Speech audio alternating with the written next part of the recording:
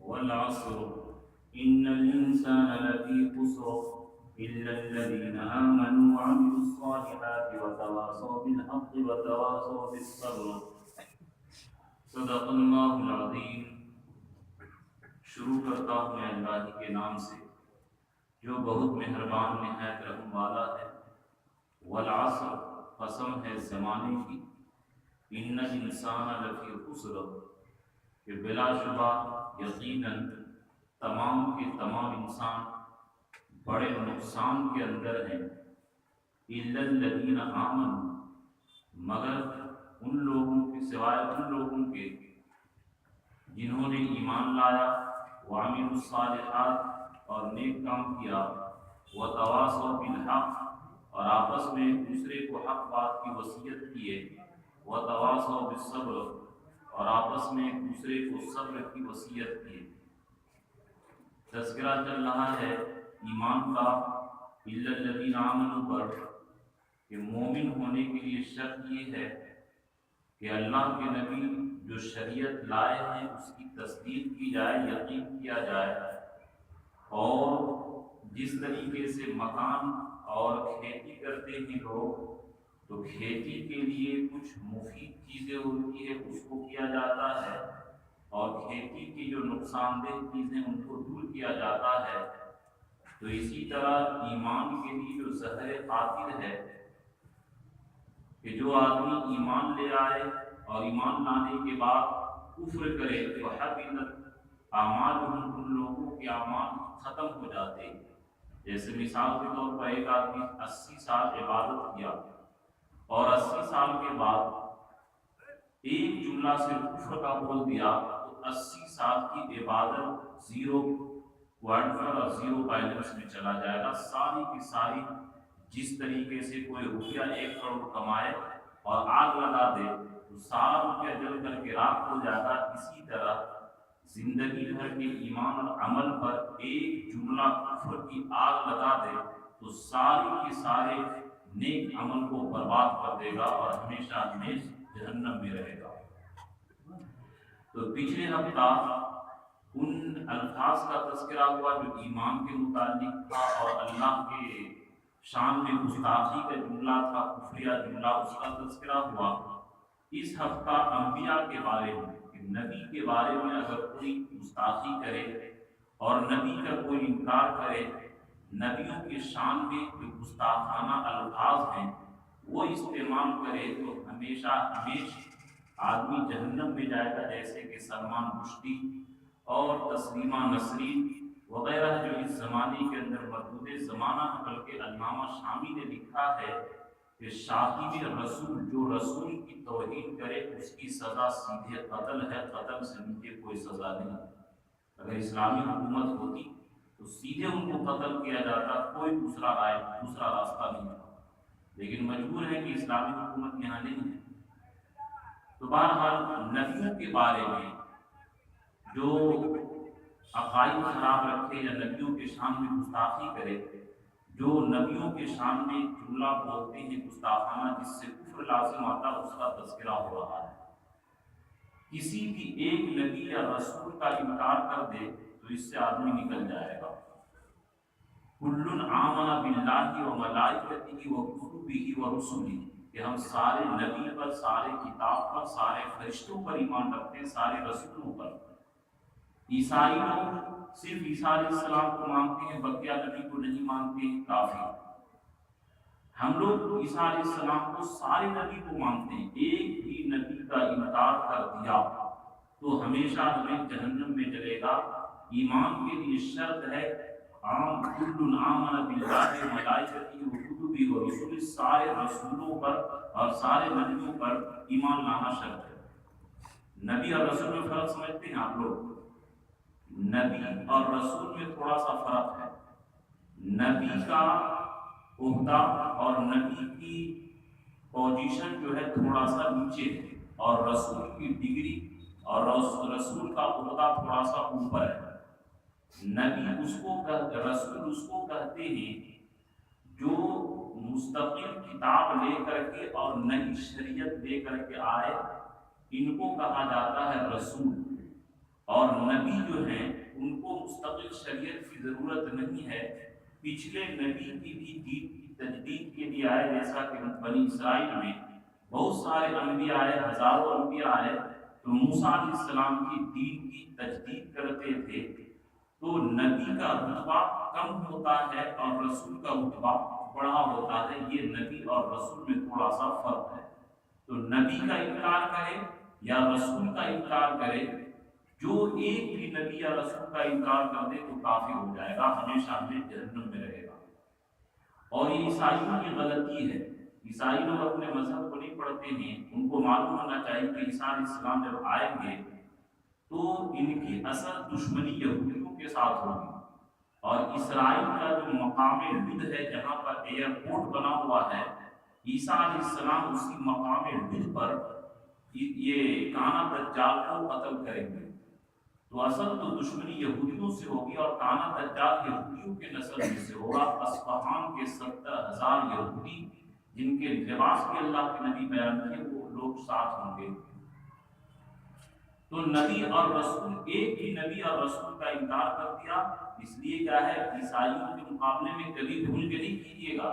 کہ نعوذ باللہ وہ لوگ ہمارے نبی کو نہیں مانتے ہیں تو ہم بھی نہیں مانیں گے۔ جو اگر ایسا بولا یا ایسا سوچتا ہے، ایسا عقیدہ رکھتا ہے تو ایمان خطرے میں پڑ جائے گا۔ ہم سارے نبی پر ایمان رکھتے ہیں کہ حق ہیں، ہاں یہ الگ بات ہے کہ اب شریعت جو چلے گی وہ حضور صلی اللہ علیہ وسلم کی،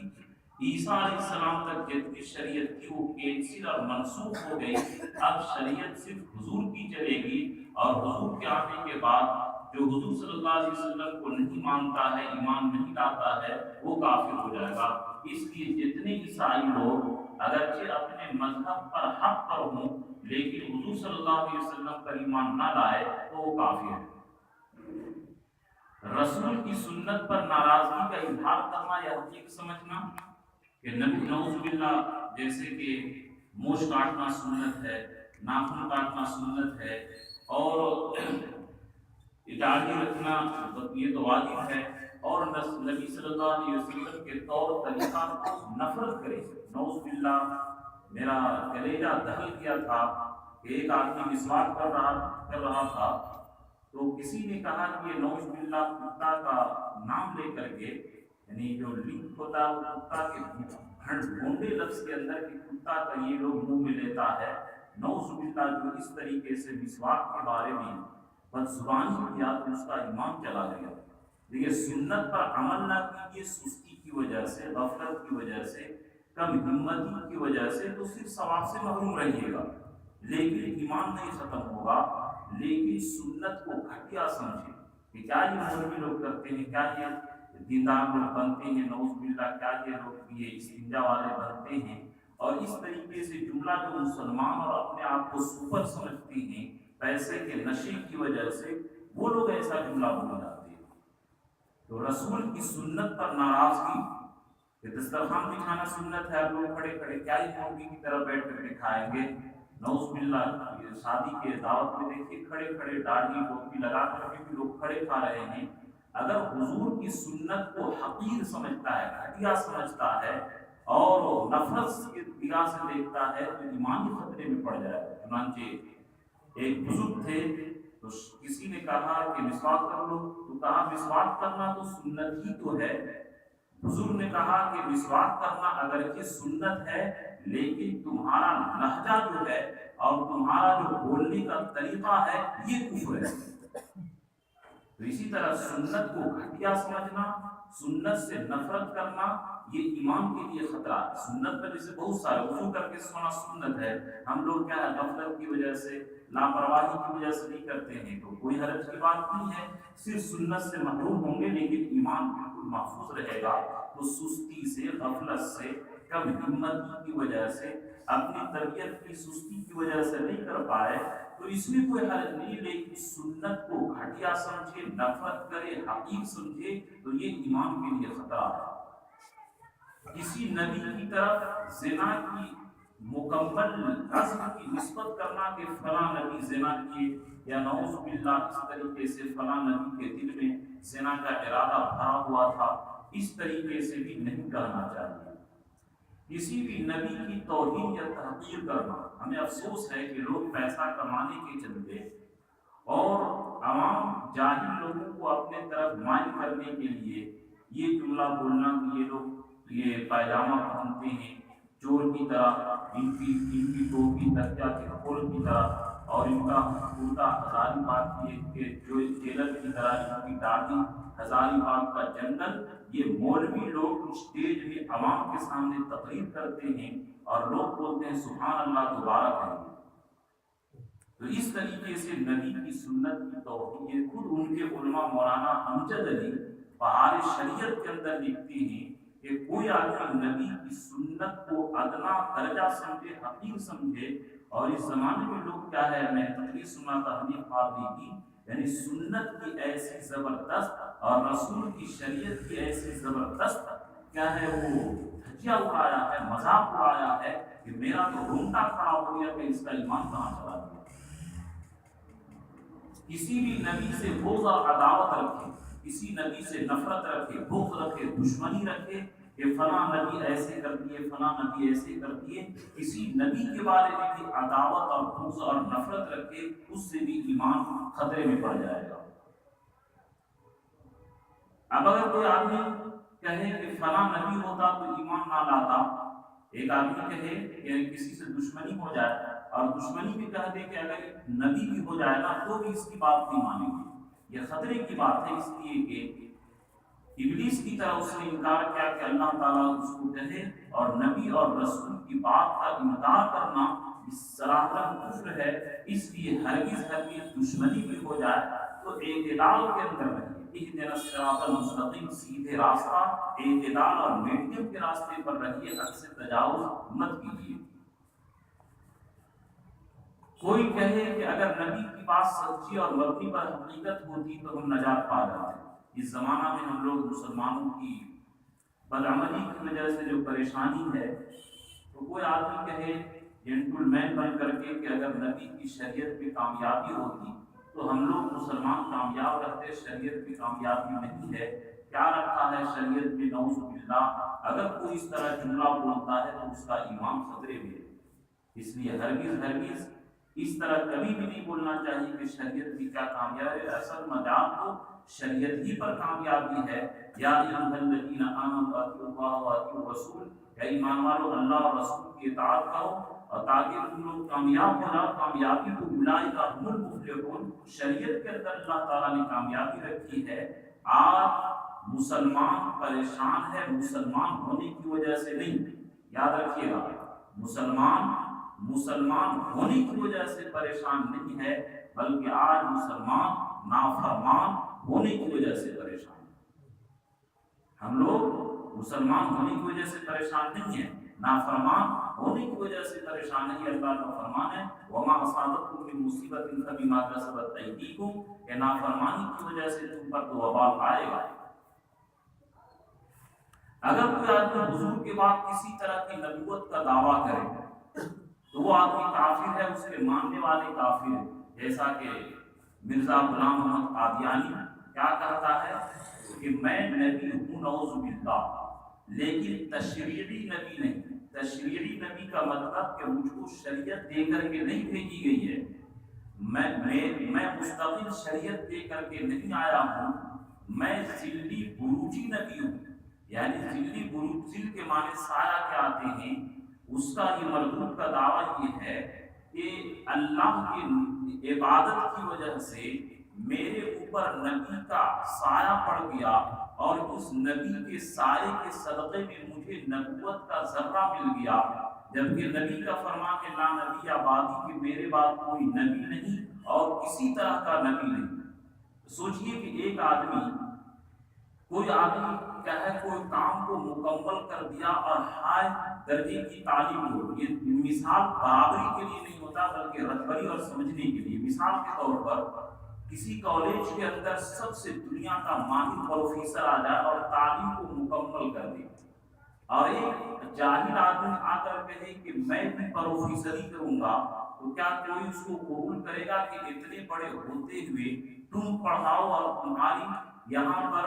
یہ پرنسپل کا عہدہ پر آ جا، کوئی دنیا والے معمولی چیز برداشت نہیں کر سکتے۔ تو جس کو اللہ نے بھیجا، اور یہ اصول یاد رکھیے کہ اللہ عالم حیث یجعل رسالتہ، کہ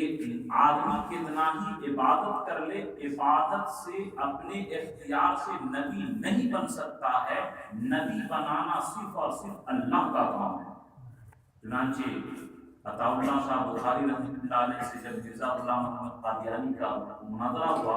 کورٹ کے اندر، تو مرزا غلام محمد قادیانی نے کہا کہ میں اصل میں احمد یہ کیا ہے محمد ہوں، اور احمد نے بعد میں لگا دیا، میرے ماں نے لگا دیا، اور میں نبی ہوں، لیکن مجھے احمد میں ہوں، اور مرزا بعد میں لگا دیا، میرے ماں باپ نے بڑھا دیا، میں اصل میں احمد ہوں۔ اور قرآن نے جو کہا ہے کہ من بعد اسمہ احمد، ایک نبی آئے گا جس کا نام احمد ہوگا، میں ہی ہوں۔ تو عطا اللہ شاہ بخاری رحمۃ اللہ علیہ کہے کہ عطا یہ میرے ماں باپ نے لگا دیا، اور اصل میں اللہ ہوں۔ کا جواب دینا تھا کہ اصل میں اللہ ہوں، اور عطا میرے ماں باپ لگا دیے، اور نبی بنانا یہ اللہ کا کام ہے، اور میں اس کو نبی نہیں بنایا، تو یہ کیسے نبی بن گیا؟ تو اس کی ہاتھ ہو گئی اور ذلیل ہو کر کے وہ بھاگ گیا۔ تو پھر کلمہ پڑھ لیے، کیونکہ اس کو جواب دینا تھا کہ میں اصل میں احمد ہوں، میرے ماں باپ نے مرزا لگا دیا۔ تو انہوں نے جواب دیا کہ میں اصل میں اللہ ہوں، میرے ماں باپ نے عطا لگا دیا، اور اللہ نبی بناتا ہے، میں تو اس کو نبی نہیں بنایا۔ تو پھر وہ بھاگ گیا۔ تو بہرحال کسی بھی طرح کا نبوت کا دعویٰ کرے، اس ذلی بروتی، یہ سب دھوکے کی بات ہے کہ لا نبی بعدی، کہ میرے بعد کسی طرح کا کوئی نبی نہیں ہوگا۔ بلکہ علماء نے لکھا ہے کہ کوئی آدمی نبوت کا دعویٰ کرے اور اس سے دلیل طلب کرے تو اس کا ایمان کے خطرے میں ہے، کیونکہ جب معلوم ہے کہ نبی کے بعد کوئی نبی نہیں آئے گا، تو آپ کو شک ہے کہ نعوذ باللہ نبی کے بعد کوئی نبی آ رہا ہے، اس لیے اس سے دلیل بھی نہیں طلب کرنا ہے۔ اور یہ غلام، یہ قادیانی لوگ، مرزائی لوگ، تمام علماء کا اتفاق ہے کہ کافر ہیں، ہمیشہ ہمیں جہنمی ہیں، یہ ان کی نہ مسجد ہوتی ہے نہ ان سے نکاح جائز ہے، یہ لوگ کافر ہیں۔ اس لیے اگر کوئی دھوکہ دے تو ہرگز دھوکہ میں مت آئیے۔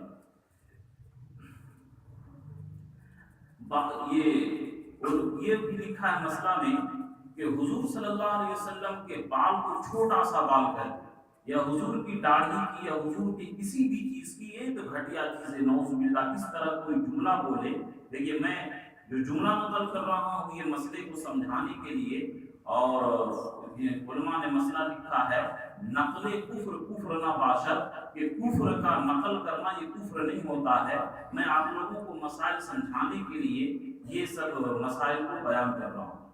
تو اگر حضور کے بال کی، حضور کی داڑھی کی، حضور کی سنت کی ایک چیز کی بھی توہین کیا، ہلکا سمجھا، تو ان کے بریلی علماء بھی لکھتے ہیں، مولانا امجد علی بہار شریعت کے اندر میرے پاس کتاب ہے، کہ اس سے آدمی کافر ہو جائے گا۔ حضرات شیخین کو گالی دینا، حضرت ابو بکر، حضرت عمر کو بعض لوگ شیعہ لوگ گالی دیتے ہیں، تو جو ان دونوں کو گالی دے ان کا بھی ایمان خطرے میں پڑ جائے گا۔ اسی طرح بعض نعوذ باللہ شیعہ لوگ دشمنی کی وجہ سے حضرت عائشہ پر زنا کی تہمت لگاتے ہیں کہ نعوذ باللہ حضرت عائشہ رضی اللہ تعالیٰ عنہ زنا کی ہیں، جبکہ قرآن نے سورہ نور کے اندر مستقل دو رکوع نازل کیا، لمبی آیت نازل کیا، اور قرآن نے برات کا اظہار کیا کہ منافق لوگ غلط کہتے ہیں، عائشہ رضی اللہ تعالیٰ عنہ پاک دامن ہیں۔ اگر اس آیت کے نازل ہونے کے بعد بھی اگر کوئی حضرت عائشہ رضی اللہ تعالیٰ عنہ کو زنا کی تہمت سے متہم کرتا ہے تو وہ قرآن کا گویا انکار کرتا ہے، اس لیے وہ کافر ہو جائے گا۔ جو روافض تناسخ ارواح کے قائل ہیں کہ مرنے کے بعد دنیا میں آتا ہے، وہ بھی کافر۔ دیکھیے قرآن نے کہا ان الابرار لفی نعیم، کہ نیک لوگ جنت میں ہیں، وَإِنَّ الْفُجَّارَ لَفِي جَحِيمٍ، اور برے لوگ جہنم میں ہیں۔ تو آوا گون کا واقعہ، تناسخ ارواح کا یہ عقیدہ رکھنا आवागमन का ही अकीदा रखना, बल्कि उनकी किताबों के अंदर भी है कि आदमी नर्क में होगा या स्वर्ग में होगा, दुनिया में वापस आने का कोई सवाल ही नहीं। तो अगर कोई रवाफिज़ ये कहे कि दुनिया में मरने के बाद अइम्मा फिर आते हैं और रूह में हलूल करते हैं, तो गोया के समझिए कुरान का इनकार है। कुरान ने तो कहा कि वो या तो नेक होने की वजह से जन्नत में होगा या जहन्नम में होगा, दुनिया में वापस कैसे आ सकता? क्या आज तक सुने हैं कि पैदा होने के बाद दोबारा को माँ के पेट में वापस जाता है? जब दुनिया में माँ के पेट से निकलने के बाद वापस नहीं जा सकता है, तो फिर मरने के बाद वो तो मोजिज़ा था ईसा अलैहिस्सलाम की, वो मुर्दों को जिंदा करते थे, उनका मोजिज़ा था। लेकिन ये वो का खास चीजों के लिए था, खास वक्त के लिए। लेकिन जो इस दुनिया से चला गया, और ये अकीदा रखना कि अइम्मा में अल्लाह की रूह दाखिल होती है, नऊज़ुबिल्लाह, ये सब अकाइद कुफ्र के। बाद लोग शिया लोग दुश्मनी की वजह से ये कह देते हैं कि नऊज़ुबिल्लाह हजरत जिब्राइल से वही लाने में गलती हो गई, कि असल वही अली रज़ी अल्लाह ताला के पास लानी चाहिए थी, लेकिन गलती से हुजूर सल्लल्लाहु अलैहि वसल्लम के पास ले आए। अगर कोई इस तरीके से अकीदा रखता है या कोई कहता है तो उसका ईमान खतरे के अंदर पड़ जाएगा। इस जमाने के अंदर एक मसला नऊज़ुबिल्लाह पेश आ सकता है कि अगर कोई शख्स हुजूर को तौहीन, हुजूर की तौहीन पर आपको मजबूर करे, कि नऊज़ुबिल्लाह कुछ दंगाई लोग, कुछ शरारती लोग, कुछ बदमाश और गुंडे लोग जो अभी मुल्क के अंदर फसाद और दहशतगर्दी फैला रहे हैं, वो नऊज़ुबिल्लाह किसी मुसलमान भाई को पकड़ लिए, अल्लाह हम सबको हिफाज़त फरमाए, और वो कहे कि तुम नऊज़ुबिल्लाह अपने मोहम्मद को गाली दो, अपने अल्लाह को गाली दो। अगर वो आपको मजबूर करे तो क्या होगा इस वक्त? तो उलमा लिखते हैं कि वो शहीद हो जाए तो बेहतर बात है, लेकिन गाली ना दे, कुफ्र या जुमला ना कहे, और शहीद हो जाए तो आला दर्जे की बात है, वो शहीद होगा। लेकिन अगर वो अपनी जान बचाना चाहता है, शहीद होने की हिम्मत नहीं है, तो दिल में अल्लाह के नबी की मोहब्बत अपने दिल में मौजूद है, सिर्फ जान बचाने के खातिर और नफरत के साथ झूठे कि हम अंदर से मोहब्बत रखते, ऊपर से जान बचाने के लिए मजबूरी में अगर वो जुमला हुजूर के सामने गुस्ताखी करवाता है, तो अगर दिल में ईमान है और दिल में रोना है कि हाय अल्लाह, हम मजबूर हो करके हमको अपने नबी के सामने नऊज़ुबिल्लाह गुस्ताखाना अल्फाज बोलना पड़ रहा है, तो इससे आदमी ईमान से नहीं निकलेगा, ईमान मौजूद रहेगा। क्योंकि कुरान की आयत इस पर दलील है, इल्ला व मन उकरिहा व क़ल्बुहु मुत्मइन्नुन बिल ईमान, कि जिस आदमी को जबरदस्ती ऐसा किया गया और दिल में ईमान है, मुतमईन है। ये गालिबन हजरत मुआज़ बिन जबल या किसी और सहाबी का वाक़या है कि काफिरों ने पकड़ लिया था और नबी की तौहीन करवाया था, तो फिर वो बोल दिए थे और आकर अल्लाह के रसूल के पास रोए कि ऐ अल्लाह के नबी, मेरे साथ काफिरों ने जुल्म करके ये कहलवाया, तो मेरा ईमान रहेगा कि नहीं? तो आयत उतरी, इल्ला व मन उकरिहा व क़ल्बुहु मुत्मइन्नुन बिल ईमान, कि जो आदमी दिल के नफरत के साथ कहे और दिल के अंदर ईमान उसका इत्मीनान से है, तो फिर उस आदमी के ईमान पर फर्क नहीं पड़ता है। तो अगर हिम्मत है तो शहीद हो जाइए, और हिम्मत नहीं है तो जान बचाने के खातिर दिल में अल्लाह की मोहब्बत बाकी रहे, सिर्फ ऊपर ऊपर जुबान से बोलते नफरत के साथ, तो दिल महफूज रहेगा। लेकिन अगर वो मजबूर कर रहा है और दिल के खुशी के साथ और दिल को राजी के साथ बोलता है, तो फिर आदमी काफिर हो जाएगा। इसलिए अगर नऊज़ुबिल्लाह अगर ऐसे मौका आ जाए, फंस जाए, तो जान बचाने की खातिर इस पर अमल करेंगे। अल्लाह हम लोगों को इससे हिफाजत फरमाए। अगर कोई आदमी कहता है कि आदम अलैहिस्सलाम गेहूं नहीं खाते तो हम लोग बदबख्त नहीं होंगे, आदम अलैहिस्सलाम जन्नत में गेहूं नहीं खाते तो दुनिया में हम लोगों को आना नहीं पड़ता, आदम अलैहिस्सलाम की गलती से हम लोगों को भुगतना पड़ रहा है, ये आदम अलैहिस्सलाम के शान में गुस्ताखी है, ये जुमला भी कुफ्रिया है। इसलिए चूंकि एक निज़ाम था अल्लाह का कि इस तरह दुनिया बसना था, वो तो बहाना था, वरना अल्लाह को ये निज़ाम बनाना था। हुजूर कैसे आते और दुनिया कैसे चलती, دنیا کا نظام کیسے چلتا۔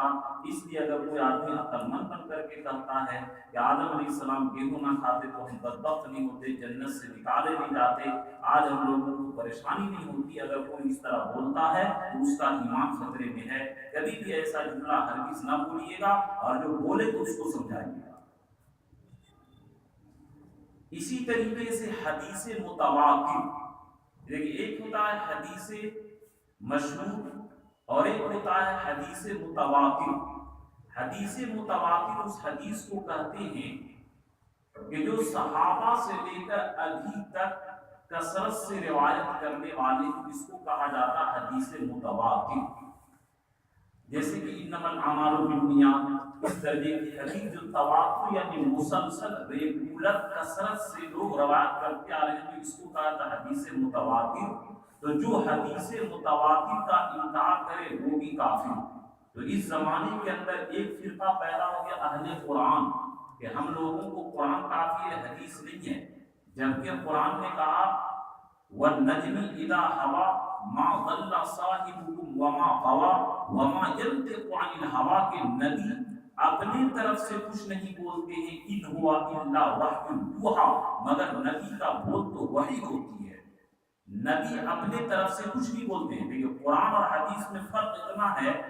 کہ قرآن کا الفاظ بھی اللہ کا ہے اور مضمون بھی اللہ کا ہے، اور حدیث میں معانی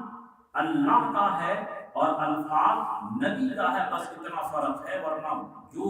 اللہ کی طرف سے جو قرآن ہے، اگر جو عقل مند بنتے ہیں اور اس جو اللہ کے نبی پیشگوئی کی ہے، مشکات کے اندر یہ حدیث ہے کہ آخر زمانے کے اندر ایس پرست لوگ ہوں گے جو اس طریقے سے بکواس کریں گے کہ حدیث کی ہم کو ضرورت نہیں، حدیث کا انکار ہوا، نبی کا انکار اور قرآن کا انکار ہے۔ مَا آتَاكُمُ الرَّسُولُ فَخُذُوهُ وَمَا نَهَاكُمْ عَنْهُ فَانتَهُوا، یہ رسول جو تم کو دے اس کو لے، اور جس سے تم کو منع کرے اس سے تم رک جاؤ۔ کئی آیات ایسی ہیں جو اس بات پر دلالت کرتی ہے کہ نبی صلی اللہ علیہ وسلم کی بول اپنے خواہش سے نہیں ہوتی ہے بلکہ رب کے اشارے سے ہوتی ہے۔ حدیث کا انکار کرنا گویا رب کے قرآن کا انکار کرنا ہے۔ تو اس لیے جو حدیث متواتر ہے، اگر اس حدیث کا انکار کر دیا تو جس طرح قرآن کے انکار سے کافر ہو جاتا ہے، اسی طرح حدیث کے انکار سے بھی کافر ہو جائے گا۔ اب یہ طلاق کا مسئلہ، یہ طلاق 3 طلاق کا قرآن میں ثبوت ہے، اب اس کا انکار کرے یہ ہمارے امتحان، ہمارے ایمان کا یہ امتحان ہے۔ افسوس ہے کہ آج لوگ کہتے ہیں کہ علماء نے کیا کیا، لیکن افسوس ہے کہ اتنے دنیا کے لوگ وکلا وکیل پڑھ رہے ہیں، جج بن رہے ہیں، لیکن صحیح مسئلہ بیان کرنے والا مسلم پرسنل لا بورڈ کی طرف سے کوئی ایک وکیل صحیح سے ترجمانی نہیں کر پایا۔ کاش کہ ایک بہترین عالم ہوتا جو ان کو دام دردان شکن جواب دیتا، منہ توڑ جواب دیتا کہ جس طرح قرآن کا ماننا ضروری ہے اسی طرح حدیث متواتر کا ماننا ضروری ہے۔ یہ کہنا کہ حدیث بات کی لکھی ہوئی اس کو نہیں مانا جائے گا، یہ قرآن کا انکار ہے۔ تو اس طریقے سے اگر ہوتا تو آج ہمارے لوگ پریشان نہیں ہوتے۔ کسی نے کہا کہ حضور صلی اللہ علیہ وسلم کو کدو بہت پسند تھا، اس لیے میں اس کو پسند نہیں کرتا۔ یہ حضور صلی اللہ علیہ وسلم کو کدو بہت پسند تھا، ہم لوگ طبیعت کی سستی کی وجہ سے نہیں پسند کریں تو ایک الگ بات ہے، لیکن یہ کہنا کہ حضور کو پسند تھا میں اس کو پسند نہیں کرتا ہوں، نفرت کرتا ہے، حضور سے کمپیئر کرتا ہے، مقابلہ کرتا ہے، تو اس کا ایمان خطرے میں پڑ جائے گا۔ ہم لوگوں کو بھی رسول کی چیزوں سے محبت رکھنی چاہیے، جن چیزوں کی وجہ سے، جن چیزوں سے اللہ کے رسول محبت رکھتے تھے، ہم لوگوں کو بھی ان چیزوں سے محبت رکھنی چاہیے۔ تو اگر یہ توہین کے طور پر، اہانت کے طور پر کیا کدو فدو ہے، اس طرح توہین کے ساتھ کہا تو خطرے میں ہے، اور طبیعت کی کہ ہماری طبیعت تو نہیں چاہتی ہے ہماری، تو پھر اس کے اندر کوئی حرج کی بات نہیں ہے، توہین کی اصل بات ہے۔ اسی طرح کسی نے کہا کہ آدم علیہ السلام کپڑا بنتے تھے، تو جواب بڑا عقلمند بنتا ہے کہ جب آدم علیہ السلام کپڑا بنتے تھے اور ساری کی ساری اولاد آدم کی ہے تو پھر سارے لوگ تو جلاہے ہو گئے،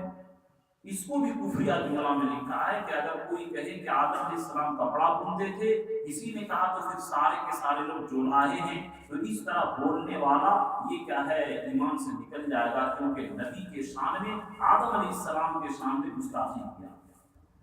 کسی نے کہا انگلی چاٹنا سنت ہے، سنت کیا کرو،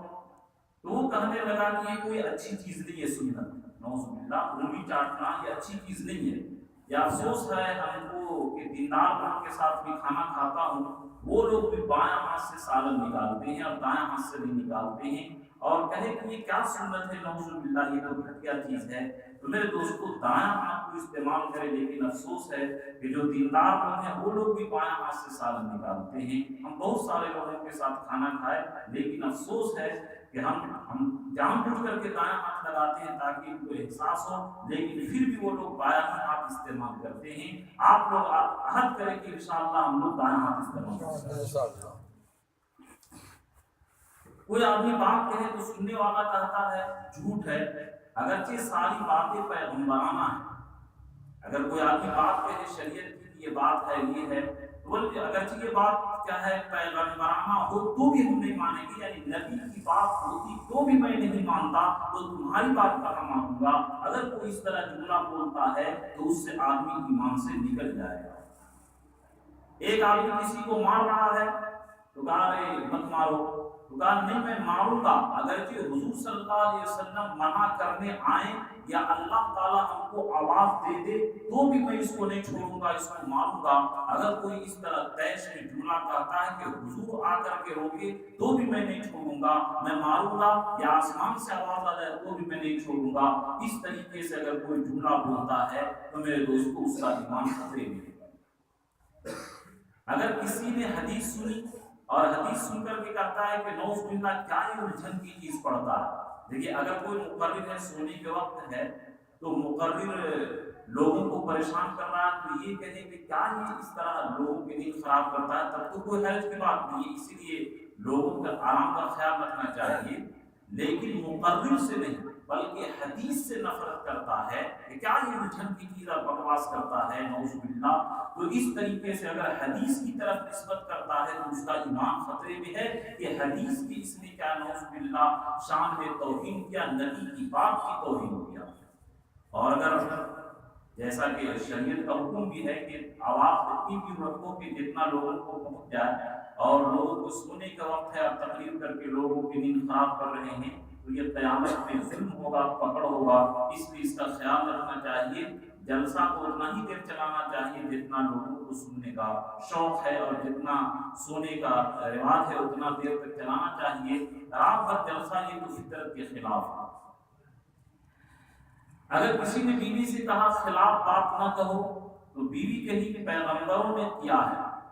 اگر کوئی کہے کہ بیوی کو سمجھا کہ دیکھو اس طرح شریعت کے خلاف مت کرو، اس طرح جھوٹ مت بولو، تو نعوذ باللہ مذاق میں کہہ دی کہ پیغمبروں نے بھی اس طرح جھوٹ کہا ہے اور پیغمبروں نے خلاف شریعت کام کیا ہے، تو یہ اگرچہ وہ مذاق میں کہی لیکن اس کا جملہ یہ کفریہ ہے اور ایمان سے نکل جائے گا۔ ایک آدمی بغیر گواہ کے نکاح کرتا ہے، گواہ نہیں رکھا اور بغیر گواہ کے نکاح کر لیا، تو پوچھے کہ گواہ تھا، تو بولا کہ خدا اور رسول کو ہم لوگ گواہ بنا لیے، تو اس سے بھی آدمی کافر ہو جائے گا کہ خدا اور رسول کی گواہی میں ہم نکاح کیے، تو اس سے بھی کیونکہ اللہ کو اس نے رسول صلی اللہ علیہ وسلم کو اس نے حاضر و ناظر سمجھا، جبکہ یہ صرف اللہ کی صفت ہے۔ اگر کوئی آدمی کہے فلاں کی گواہی نہیں سنتا، اگرچہ جبرائیل و مکائیل ہو، کہ اگر فلاں آدمی گواہی دے دے میں اس کی بات نہیں مانتا، اگر وہ میکائیل اور جبرائیل بھی بن جائے تو بھی میں اس کی بات نہیں مانوں گا، تو پھر اس کے لیے خطرہ ہے ایمان کا۔ فلاں کو ملک الموت کی طرح میں دشمن سمجھتا ہوں، تو اکثر علماء کے نزدیک یہ کفریہ جملہ ہے کہ میں فلاں آدمی کو ملک الموت کی طرح دشمن سمجھتا ہوں، کیونکہ فرشتوں سے بغض اور عناد رکھنا یہ ایمان کے لیے خطرہ ہے۔ اسی طرح کسی بھی فرشتے کو عیب لگانا یہ کیا ہے، غلط ہے، کیونکہ فرشتے گناہوں سے، عیب سے، تمام گندگیوں سے پاک ہیں، وہ لوگ نور سے بنے ہوئے ہیں، وہ لوگ نافرمانی نہیں کرتے۔ اسی طرح مشت ہلکا رکھنا، کاٹنا، امامہ کا شملہ لٹکانا، یہ سب اگر کسی نے طنز کے طور پر کہ کیا یہ سب گھٹیا رواج ہے تو اس سے بھی آدمی کا ایمان خطرے میں ہے۔ اسی طرح کوئی آدمی یہ کہے کہ فلاں نبی فلاں حکم کو لوگوں کے ڈر سے چھپا دیے، تو یہ بھی کفریہ جملہ ہے، کیونکہ قرآن نے کہا وما ہوا علی الغیب بضنین، کہ نبی غیب کی بات کو چھپانے والے نہیں ہیں اور تمام باتوں کو اللہ کے نبی پہنچا دیے ہیں۔ اگر کوئی کہے کہ نبی اللہ کے وحی کو چھپا دیے ہیں تو اس کا ایمان خطرے میں پڑ جائے گا۔ اسی طرح اس زمانے کے اندر چھوٹا بھائی کا پیجامہ، ہزاری بات کا جنگل وغیرہ کہنا، یہ آدمی کے لیے ایمان کے خطرے کی بات ہے۔ ایک آیت بڑی اہم ہے قرآن کی، میں اس کو سنا دیتا ہوں۔ قرآن نے کہا فلا وربک لا یؤمنون، قسم ہے آپ کے رب کی کہ وہ ایمان والے نہیں ہو سکتے، حتی یحکموک فیما شجر بینہم، یہاں تک کہ وہ آپ سے فیصلہ کرائیں اپنی آپسی اختلاف کی چیزوں کو، ثم لا یجدوا فی انفسہم حرجا مما قضیت، پھر اپنے دل کے اندر کوئی تنگی محسوس نہ کرے آپ کے فیصلے پر اور دل سے اس کو تسلیم کرے۔ دیکھیے اس زمانے کے اندر اکثر ایسا ہو رہا ہے کہ بہن کو لوگ میراث نہیں دیتے اور بھائی لوگ سب کے سب میراث ہڑپ کر جاتے ہیں۔ مقدمہ کورٹ میں جاتا ہے اور کورٹ والے فیصلہ کر دیتے بھائی کو ملے گا بہن کو نہیں ملے گا، جبکہ قرآن کا فیصلہ ہے وَلِلذَّكَرِ مِثْلُ حَظِّ الْأُنثَيَيْنِ، کہ عورت کو ایک حصہ اور مرد کو لڑکا کو دگنا ملے گا اور عورت کو ایک۔ تو میرے دوستو قرآن پاک نے کیا کہا، قسم سب سے بڑی قسم اٹھایا، یہ کوئی مفتی فتویٰ نہیں دے رہا ہے بلکہ قرآن کہہ رہا ہے فلا وربک لا یؤمنون، کہ اے نبی آپ کے رب کی قسم وہ لوگ ایمان والے نہیں ہیں یہاں تک کہ آپسی اختلاف کا جھگڑا آپ سے کرا۔ اس کا شان نزول میں بیان کیا ہے کہ عبداللہ ابن زبیر بن عوام، حضرت زبیر بن عوام یہ حضور صلی اللہ علیہ وسلم کے ساڑو بھی تھے اور چچیرے بھائی بھی تھے، ان کا اور ایک باغ والے میں لڑائی ہو گیا،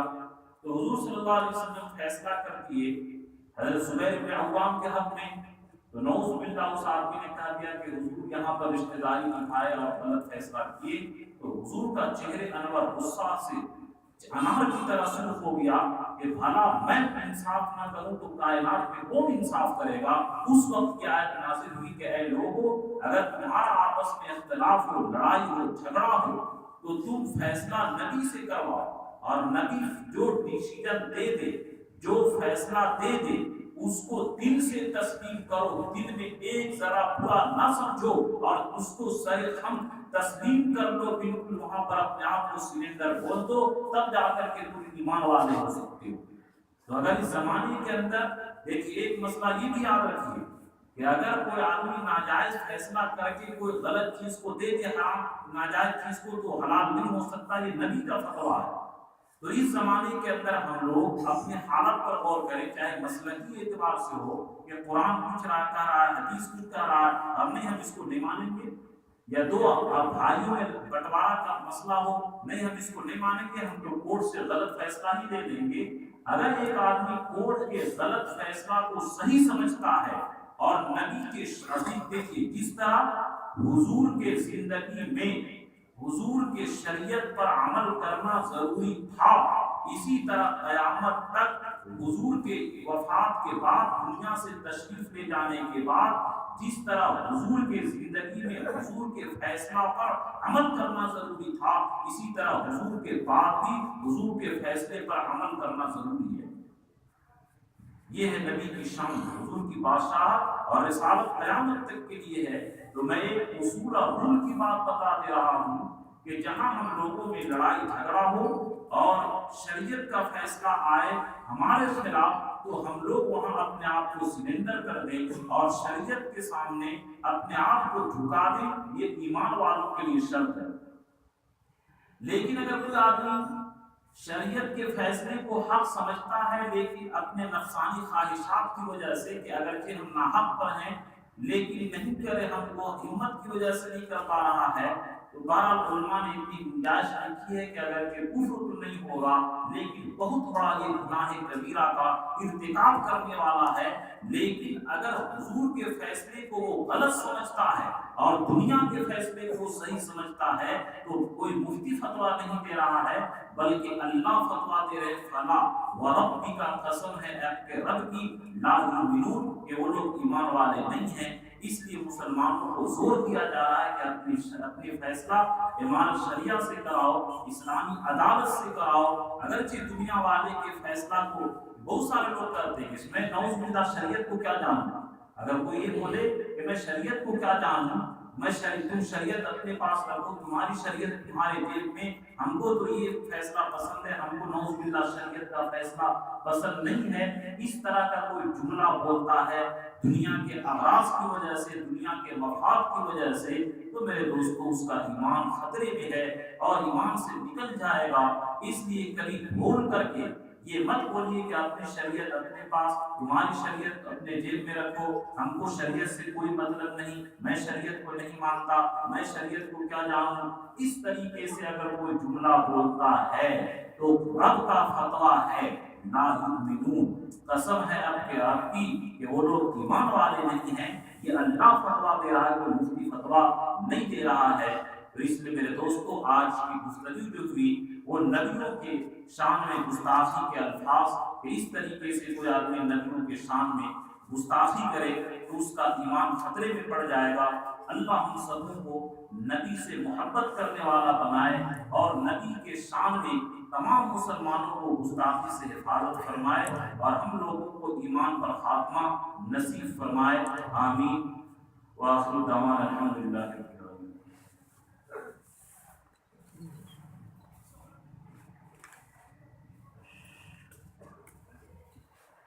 اللهم لك الحمد كله ولك الشكر